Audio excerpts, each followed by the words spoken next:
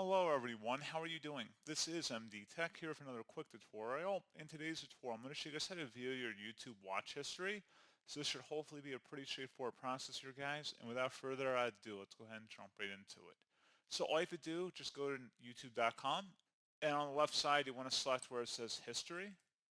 If you have any videos in here, they would show up. Now, if you don't have anything in here, but you definitely are watching videos, you may have watch history turned off, in which case you have to select the turn on watch history. It'll basically turn on your watch history and should provide more recommendations for you on your main page as well. So you go ahead and select turn on, and then your watch history should show up here from this point going forward.